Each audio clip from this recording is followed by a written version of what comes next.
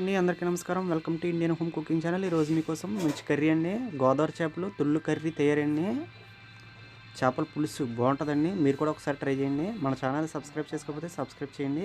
ఇవేనండి చేపలు తుళ్ళు అండి. తుళ్ళు చేపలు అంటారండి. ఇవి గోదావరిలో దొరుకుతాయండి. ఈ చేపలు గోదావరి చేపలు అండి. ఇవి ముందుగా మనం చేపలు ఇలా శుభ్రం చేసుకోవాలండి. తోకలు కట్ చేసుకోవాలి. పులస టైపు మెరుస్తూ ఉంటాయండి తుల్లి చేపలు, చిన్ని చేపలు అండి ఇవి. ఈ కర్రీ తింటే చాలా బాగుంటుందండి. మీరు కూడా ఒకసారి ట్రై చేయండి. ఇలా పొడుసు కింద తీసుకోవాలండి. గీసుకుని నెమ్మదిగా కట్ చేసుకోవాలండి. ఇలా పొలుసు కింద తీసుకుని ఇలా కట్ చేసుకుని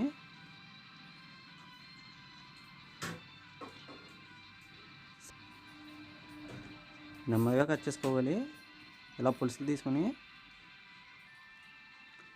ఇవన్నీ వాజాలండి.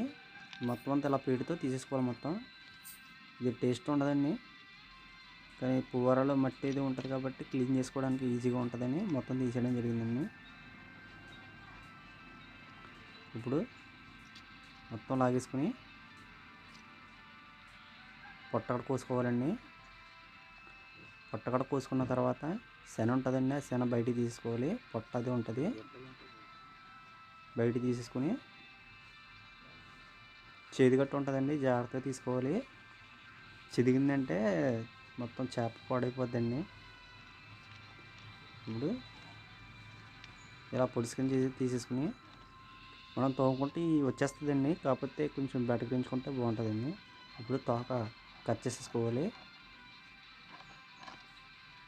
ఇలా మిగతా చేపలు కూడా ఇలాగే చేసుకోవాలండి. సేమ్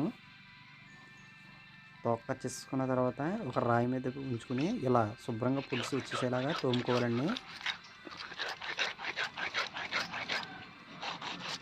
గరుకు రాయి ఉండాలండి. ఇలాగా సిమెంట్ రాయి మీద అయితే ఈజీగా వచ్చేస్తుంది. ఇలా తెల్లగా వచ్చేస్తాయండి చేపలు. తెల్లగా వచ్చేసిన తర్వాత చేపలు ఇలా ముక్కలుగా కోసుకుని ఒక గిన్నెలోకి తీసుకోవాలండి. గిన్నెలో తీసుకున్న తర్వాత చేపలని ముక్కల్ని 2-3 సార్లు కడుక్కుని పక్కన ఉంచుకోవాలండి. శుభ్రం చేయడం అయిపోద్దండి. ఇదేనండి 2-3 సార్లు కడుక్కుని పక్కన ఉంచుకోవాలి. బెండకాయలు, ఉల్లిపాయలు, టమాటా, పచ్చిమిర్చి తీసుకోవాలండి. తీసుకుని ఇలా ముక్కలుగా కోసుకోవాలి. ముందుగా మనం పొయ్యి మీద బాణీ ఉంచుకుని ఒక గరిటె నూనె వేసి ఉల్లిపాయ ముక్కలు, పచ్చిమిర్చి ముక్కలు ద్వారగా వేపించాలండి. వేపించిన తర్వాత బెండకాయ ముక్కలు కూడా వేసేసి మగ్గించుకోవాలండి. మొత్తం అంతా కలిపి ప్లేట్ మూత పెట్టేసి ఒక 5 నిమిషాలు మూత పెట్టేస్తే మగ్గుతాయండి. ఆ తర్వాత మగ్గిన తర్వాత అల్లం పేస్ట్ ఇప్పుడు వేసేసుకున్న పర్లేదు, తర్వాత వేసుకున్న పర్లేదండి. ఇప్పుడు ముక్కలు వేసేసి ఒక్కొక్కటిగా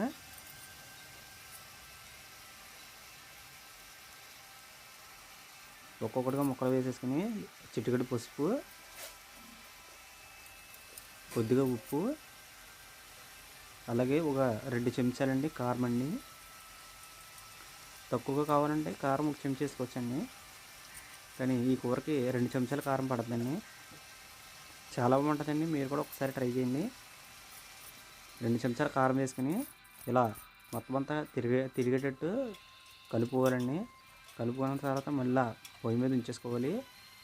పొయ్యి మీద ఉంచుకుని ఇప్పుడు ఉడకబెట్టుకున్న చింతపండు రసాన్ని లైట్గా అండి ఉడకబెట్టుకోవాలి. చింతపండుని నీటిలో నానబెట్టుకుని ఉడకబెట్టుకుంటే కొంచెం వేడిగా మారద్దండి. ఇప్పుడు బాగుంటుందండి. లైట్గా ఉన్నప్పుడు ఇలా పిసికేసుకుని పిండుకోవాలి. ఇది అల్లం పేస్ట్ అండి. అల్లం పేస్ట్ కూడా వేసేసి ఇప్పుడు ఒకసారి కలిపి తిప్పుకుంటే మొత్తం అంతా కలుస్తుందండి. మొత్తం అంతా ఒకసారి కలిపి తిప్పుకోవాలండి.